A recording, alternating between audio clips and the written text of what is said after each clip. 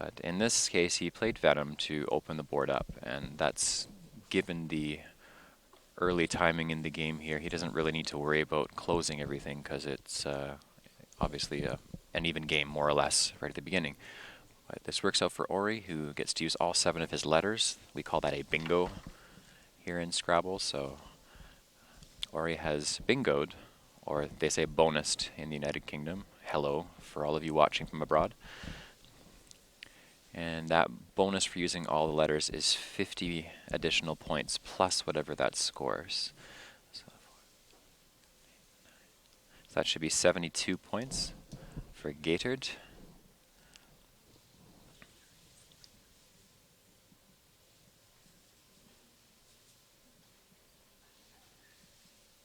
Oh, that was David Gibson who played Gator'd. I'm sorry, I'm completely backwards here. That makes more sense now. So Ori's the one who played Venom. Okay.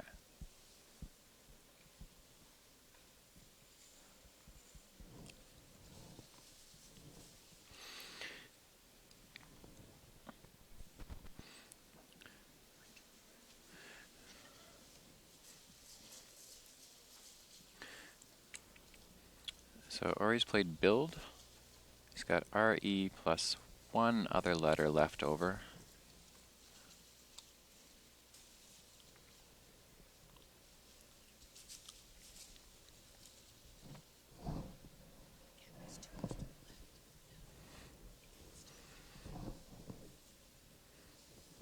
So REW was his leave after the last play.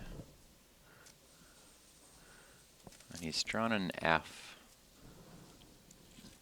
T, and an N, along with another E, so something like Weft, if there were a place on the board, would be an ideal play for him.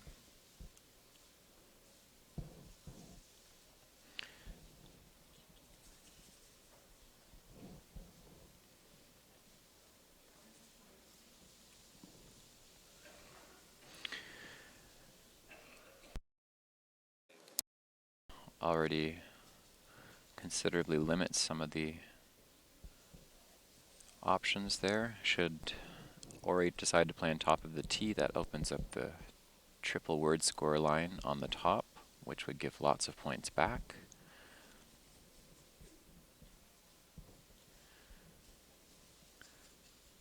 Ori's looking to play def and of and nay, most likely in the bottom there. He could also play do.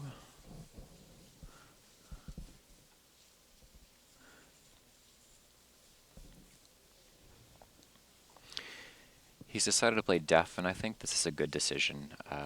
Unlike do, there isn't an easy way to rack up a huge response underneath with a parallel play like possible after.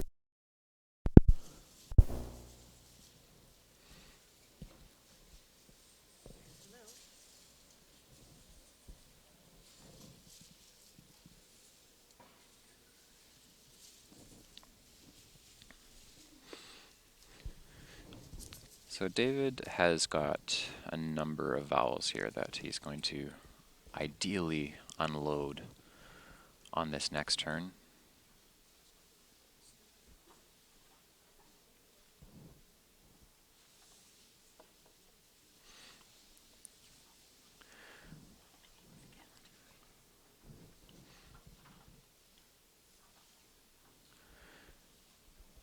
This play of axe is one that scores fairly well for David Gibson. It doesn't offer anything back that's devastating in the sense of points to that triple word score. The most Ori can play is 2 tiles up there to that triple word score on the top left to score. So David Gibson's not too worried about that,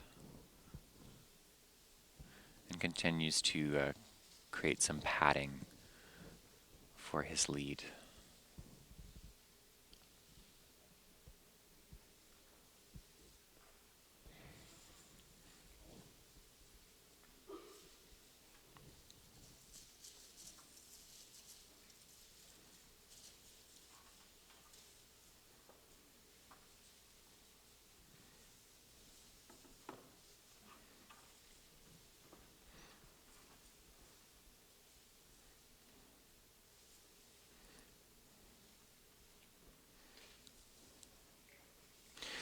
So with that play of Newt, David Gibson's gotten a nice gift. He has used static through the T. That's E-U-S-T-A-T-I-C.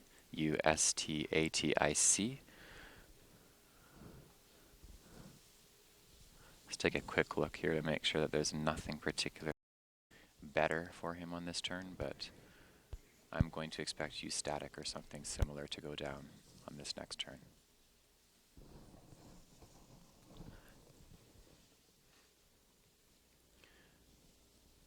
So David Gibson is taking his time here, so probably just carefully considering all of his options before making his play. And that's a really good lesson for anyone at home, is even when there's a play that screams out as a fairly high candidate or a more obvious one, it's still a good idea to look through carefully and make sure there's nothing better, because there are good plays and then there are even better plays sometimes that can be missed if you don't take that time to look for just a little bit longer.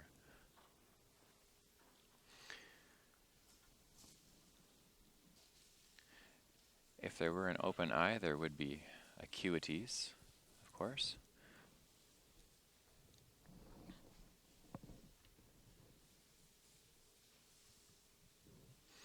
With an open R, there would be suricate, so there's certainly no shortage of options, but U-static is looking like the scoring candidate here out of all of the options. Hi everybody, Robin Pollock Daniel here with a working mic. Pleased to join you and Jesse. There we go, so he's just lined up U-static.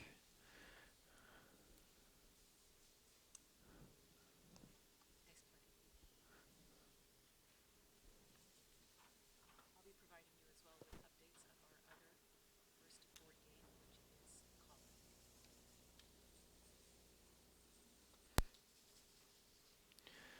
So the nice thing here is the play of U-static actually works really well with David Gibson's style, which is ultra defensive for the most part, because with that C there really is nothing to be hooked underneath very easily. I'm not sure if you mentioned this because I just came in, Jesse, but he just blocked entirety. Yes, entirety has been blocked as well. I did not mention that, thank you. And eternity, it's anagram. Yeah, so neither of those 8s that Ori had go down anymore. So he's obviously going to want to keep it very, very powerful in turn. And get rid of the YE, which I think is what he's doing.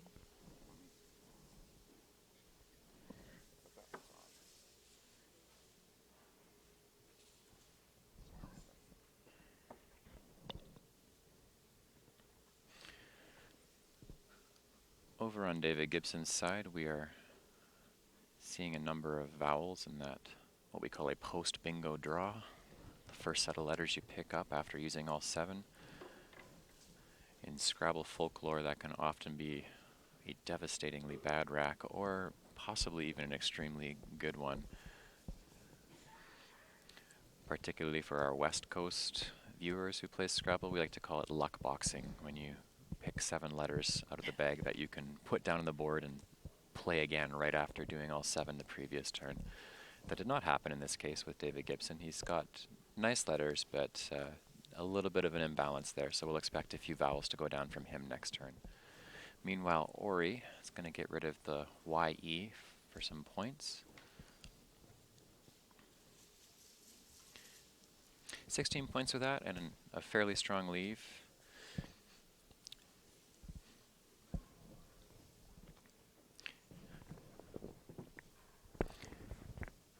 David Gibson is the type of player to make inferences based on what the last player has put down on the board. He's going to notice that buy went down as opposed to something like OY and buy or AY and buy, so he has some knowledge as to what isn't on Ori's rack after that turn, as well as what is. He's probably going to peg Ori with an E and a decent set of letters after that when considering this play.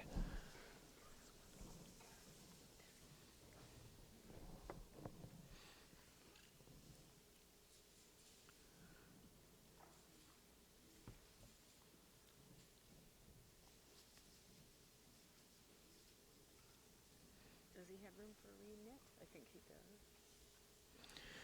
We're over to David Gibson on this turn, and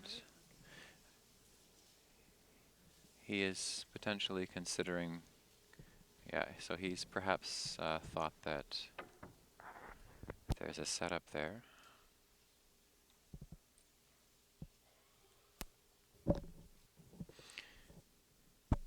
Interestingly enough, he's not decided to go for anything blocky, really. That triple word score line on the left, there was at most 6 tiles that could have gone down there to make a scoring play, so in terms of blocking any potential bingos or extremely high scoring plays, that might not have been priority. I was thinking maybe something like 2, or with do and low might have blocked up a few of the spots closer to the top, but or he's playing Kiter to open up the bottom portion of the board as he recognizes that things are getting locked up pretty quickly here.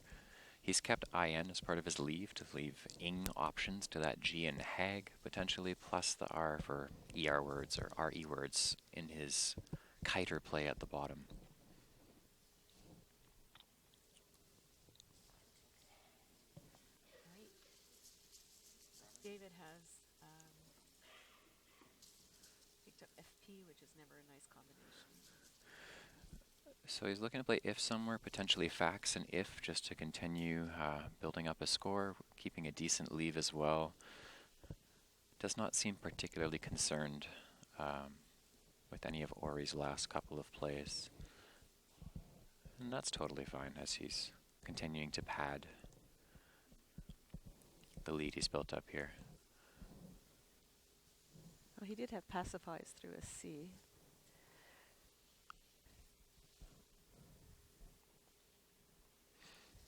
If we were playing toroidal Scrabble, then he could have possibly played pacifies through that. Yeah.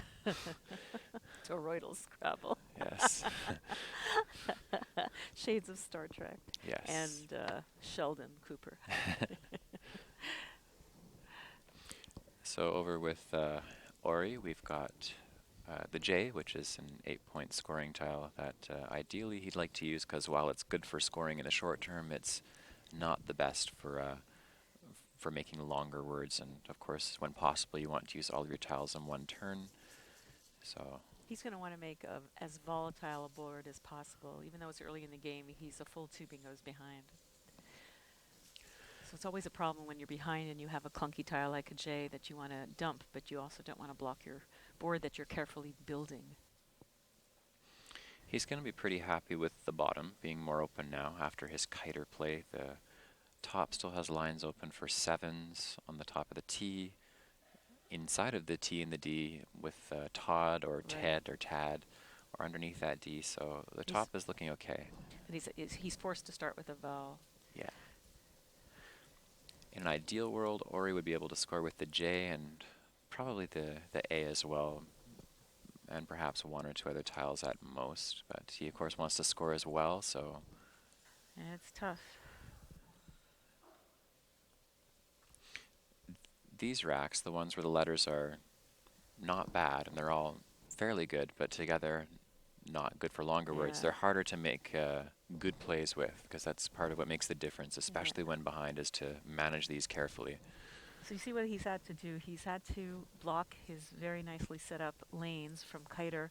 He's also created an easy way for David to score back because Jura takes a T and an L. So he's blocked his lanes. He's given a potential 30, 40 point return play for David. And sometimes that happens when you're behind. Oh, there you go. He's given him a Z place. Oh, you're listening to Canadians Today, folks, so you're going to get the Z. We do proudly proclaim it to be a Z, yes, so this is what you're going to have to put up with. We'll apologize for it as well in true Canadian fashion. So Ori is continuing to have some rack balancing trouble here. He's got Kindar plus another N, but not sure there's any easy spot for Kindar to go down on this board.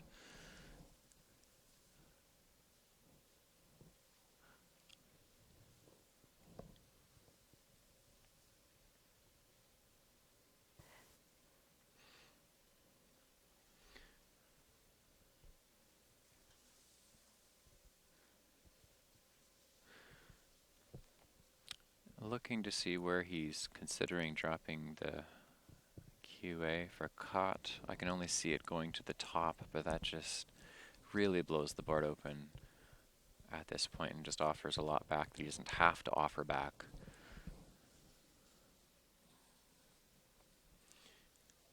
This is a fairly tough position because there's nothing really obvious for him. He can't use the Jura hooks that he's just set up, so he doesn't have a T or an L to put under Jura, and David Gibson does have a T that he could put there next turn. Ori's decided to open up the top of the board with caught.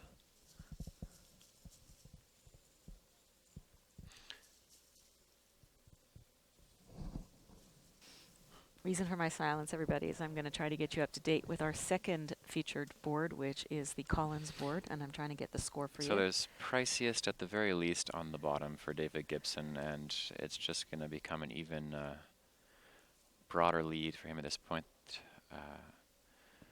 Pick rights actually as well.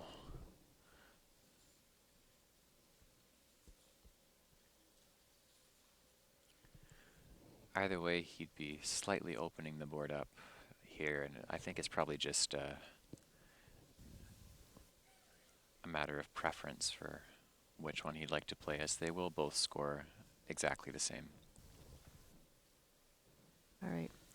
So I can tell you right now that the score between David Eldar, who's just been having a fabulous tournament, and Peter Armstrong is, gee, I set that up and I don't have the score. Here we go. 138 for David Eldar and 123 for Peter Armstrong. They've exchanged bonuses, Riot with a blank T, and deionize. So we're getting a lot of double I words in this game. Pick rights. Ori, meanwhile, continues to have a lot of trouble, where his letters are not bad in and of themselves. They're just not conducive to 7 or 8 letter words at this point in time. So annoying, so close. You're balancing your rack, you're grooming it, and it's just not coming all together. Meanwhile, over on David Gibson's side, he has just drawn one of the blanks, and it just can't possibly go wrong for him at this point. This is another one of those racks for Ori where it's really hard to determine what an ideal move is here. To keep a good lead and still score something. Sometimes when the situation calls for it, you just want to blow through a rack and not worry so much about leave to score, but even with those letters and this board, I'm not seeing a lot of scoring options for him, which just well, I think he's got to do two things. One, he's got to keep the rack balance, and he's got to play as few tiles as possible because he wants to keep this game going as long as possible so he can catch up. Yes. So dumping off EN somewhere seems... But how many times can he keep dumping? That's the thing, right? That's the if he makes short plays, he's not going to score much of anything. And at this point, it's really hard to say to just kind of play for spread, but essentially he's at that. No, he's not quite going to play there. to win. He's not quite at the point of playing for spread yet, but 200 down, he needs to... I don't think we've ever had a championship where we've made a champion based on spread. No. Yeah, there you go. He has the same thought. Remember, the point of all this is volatility, trying to get David on the run, multiple spots over the board so that David can't block everything. It's just impossible. I imagine that was also part of the logic for Kot when he was trying to balance his rack, was to keep the board as open as possible. He's expecting David Gibson to close it, so that S on the bottom where he's just played his bingo, I'm sure Ori would expect that to get blocked up if he's unable to use it. So he'll want to open elsewhere so that there's at least 2 spots open every turn. David has... Actually, even though he only has the one vowel, he actually has a single bingo using the blank as another consonant. Can anybody guess what that is? If you guess W, you're on the right track.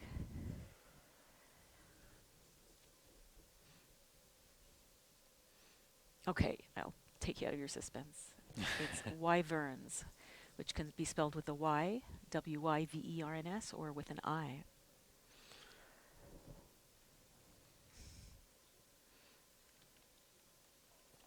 And there are no 8s with that rack. So David can play that off of hag, and as far as I can see, nowhere else.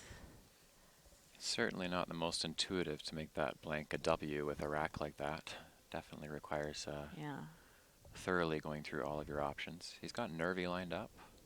Yeah, David talked to me before the tournament, and humble as ever, hard enough to learn a new language. He was talking about all the new words that got into the dictionary a few years ago. Hard enough to, with that beautiful accent, hard enough to know new language when you're 5 years old, but I'm 65. So I think he was trying to tell me, Robin, be good to me. I'm going to miss some words. Be kind. Yeah, David Gibson, he's talked to both of us a little bit at the tournament here when he's had time, and he says he still gets really nervous playing at table 1. He was not breathing when I talked to him. He was. We did a little bit of inspiration. And that just goes to show for those of you at home, these guys are perfectly human as well, despite how inhuman some of their plays are in a good way, at times. So yeah, especially first game, first thing in the morning. Probably didn't sleep that well. In fact, I know he didn't. So if he misses wyverns, I think we'll cut him a little slack. I also didn't sleep the best, but I think it was for different reasons. I definitely may have partaken in little alcohol. a little bit of beverage, yes. There we go. So we played off the any as we anticipated without blocking the board.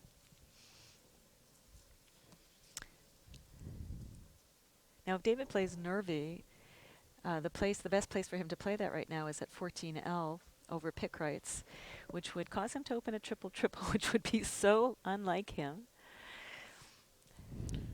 Let's see what he does. I don't think he's found the wyverns, otherwise he would have put it down very quickly.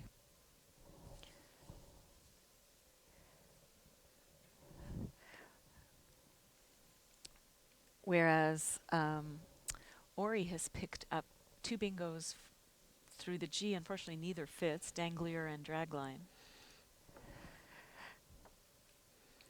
And to the S, he only has, there's only Islander in that rack. So he is continuing to have a very frustrating situation where he's not picking that terribly, but he just can't score with it. And David Gibson's chosen to fish off that Y and play Ya, so it looks like he probably didn't see wyverns. And I bet he would have loved to get rid of... Oh, I'm surprised he didn't play Neve. I wonder if that would have been a better play, to hold on to the Y as a potential vowel substitute. Well, looks like unless that spot is blocked, Ori's going to get a fresh serving of David Gibson. Yeah. Perhaps more than one serving, or maybe versing off of Hags. Oh, and he's got governs and servings to the S in pick right. So David will be bingoing next turn.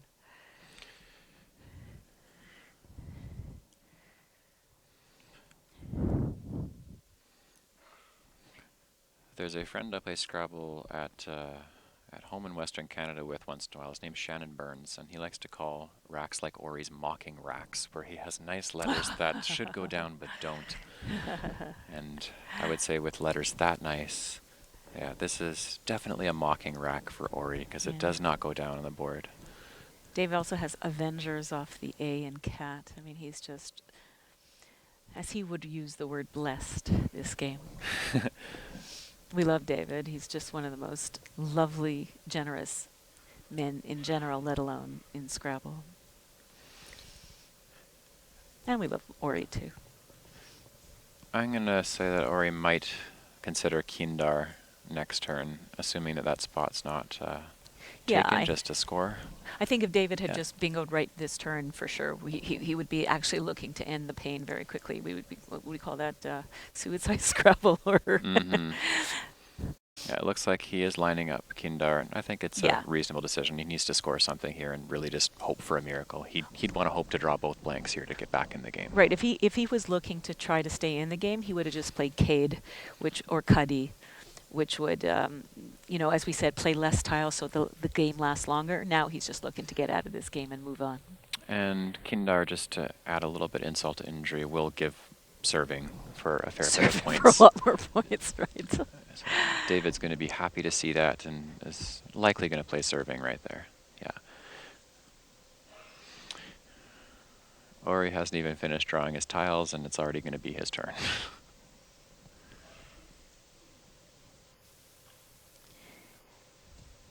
In the Collins game, the update is that David Eldar is in the lead, 197 to 153. Peter Armstrong has a nice rack of ADE and OTU, but I don't see anything for him to play, so we're just waiting for the next play. But David wasn't even planning to come to this tournament. He told me that he had been kicked off a plane. He said, "Don't judge. It wasn't my fault." But I never got the details. And he had a free ticket to America, as he called it. He's from Australia. And it was about to expire. He only had about a month to go. So he said, "What's the best use of my time in America?" And of course it was Scrabble. So he hopped on a plane last minute and decided to play. Of course we welcomed him with open arms. And since then he has been an excellent scare to our Collins players who thought that they had prepared amply, which of course they had, I'm sure. But when you have somebody who plays Collins every single time he plays, it's very, very tough to win. And he's been just burning up the board. David Eldar is no stranger to the scene. He was a part of the first World Youth Scrabble Championship and won that some years ago. Wow. And has gone on to be a force to be reckoned with in the adult Scrabble scene. He's also a poker player, and in fact plays poker more often than Scrabble now, just due to the lucrative nature of the poker scene compared to Scrabble. But just sucks money out of you. Deldar, as we like to call him affectionately as well, is pretty good at making money. He likes to find his spots. He's got just the personality for poker too. He's very laconic. The epitome of the poker face. Like, you just never know what's going on in his mind. The driest of wit as well, which I love. What I don't love is Ori's rack right now. Lulu. You know what? Maybe he's. You know what? Get that bad karma out of the way. It's almost worse, if you start picking really well towards the end. Like, in the end, you come so close, but it was way too late. And he definitely cannot say now that he's picking well. The issue before on the other turns is that his racks weren't even that bad. They just didn't generate huge points for him.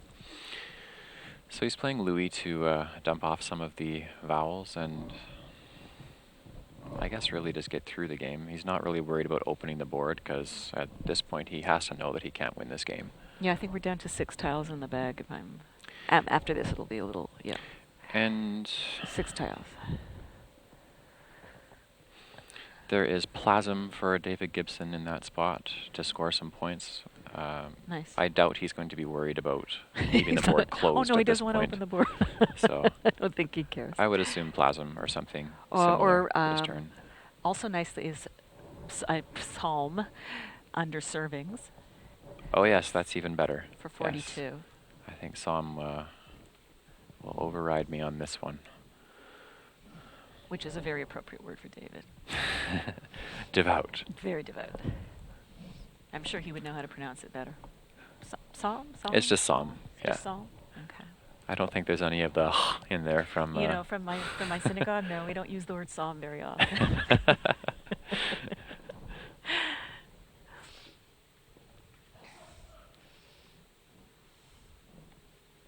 Well, games like this are always a joy for announcers, aren't they? There's nothing to talk about, but. Where's Ori's from Texas, is he not? Ori is from Texas, yes. There are a lot of very, very good Texas players in this world. They always make fun of us, in Canada. One reason why there's so many good Canadian players is because, with our long winters, what else do we have to do? So what do you think it is? Maybe it's in Texas, it's so darn hot. Yeah, I would say that's the reason. It's the opposite. It's too hot to go outside and do anything. You want air-conditioned living rooms and... Oh, we're going to have to ask Chris Cree. Sure, we'll Please get a read yarn or something. two. I tell you what. Our newly svelte NASPA leader. Oh, Yes. blam. He's He's gone holding with on to that S Blam, just in case. just in case. Well, the X is gone. He wasn't blocking that. Oh my goodness. Poor Ori. All right. There are 2 left in the bag. There's still a blank unseen, which I'm going to assume, yes, David has just picked up. He's also, David Gibson will be going out for sure here. So he could, depending on the circumstances, reach just short of 600, if not 600. If Ori decides to desperation open for some reason, then he could score more, but I doubt it. I Let me think see if Ori's I just going to Yeah. play something that'll score a few points, and then he'll just need to shake this game off. It's just been one of those games that's unfortunate for him, but this is just going to build David Gibson's spread up even higher and give him a comfortable cushion from some of the people chasing him. Well, off Hag, he's got Inspire, and obviously lots of bingos off of Louis. I don't even have time to get through all of them. So as long as that kind of quadrant stays open, he will bingo out. And he probably has room through that R. Let me see if I can figure something through that R. He would also have in Sphere down to the E and pick rights as one option. Oh, excellent. So yeah, there's no reason for him not to bingo. And he has respring through the R and serving, I believe. That fits. Yep. Pick a bingo, any bingo. What a terrible problem to have. Yeah, really. If everybody can watch the screen when it's over, don't turn your head. I want you to watch David's face and his head as he talks to Ori about the game. And I guarantee you, I'm going to put a little bet. 5 cents? Should we do 5 cents? Well, you're probably going to agree with me. Sure. He's going to be shaking his head. I got The so open lucky. palms. Open palms. What can you do? I was Yeah, the just open so palms, lucky. thighs down as he's shaking his head as well. Yeah. And he's right. But he also played beautifully. Static was beautiful. And I came in late, so I'm going to pray that he's the one who played it, but I'm going to assume he did.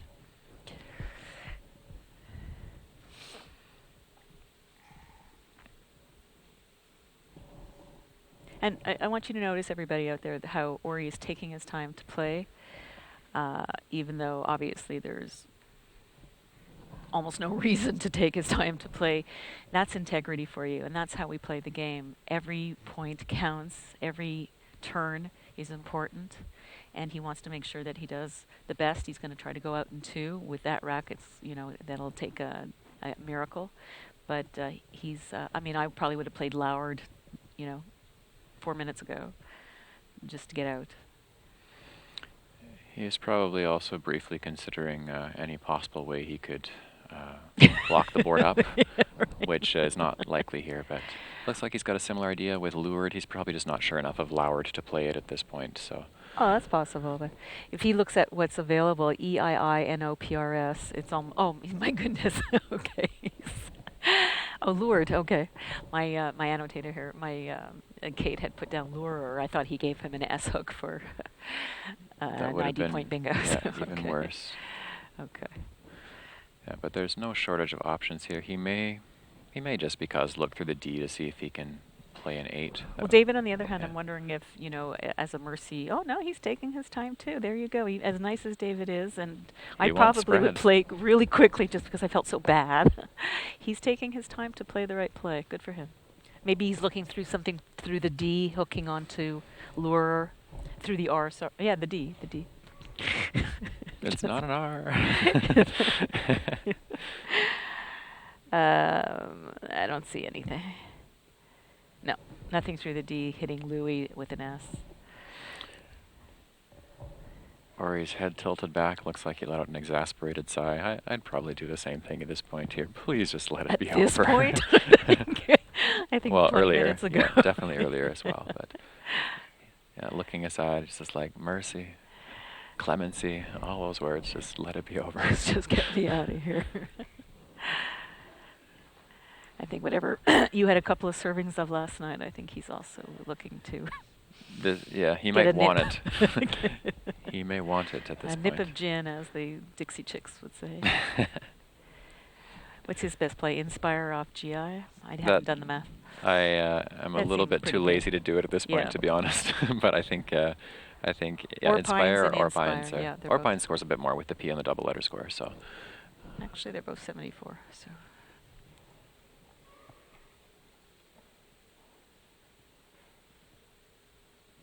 Oh. oh, because the O blank would be on the double letter. I Yeah, I'm see. not sure Okay. why he didn't play I. Did he put down Inspire or no? Oh, he's put down nothing. I'm looking at a suggestion for him. There you go, Inspire.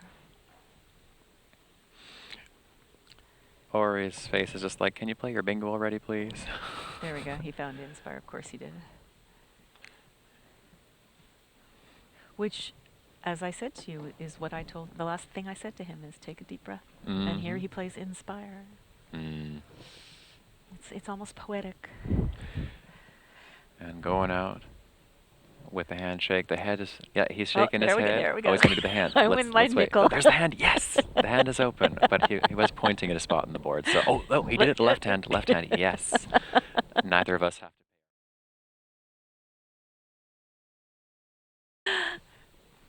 Yeah, there he goes.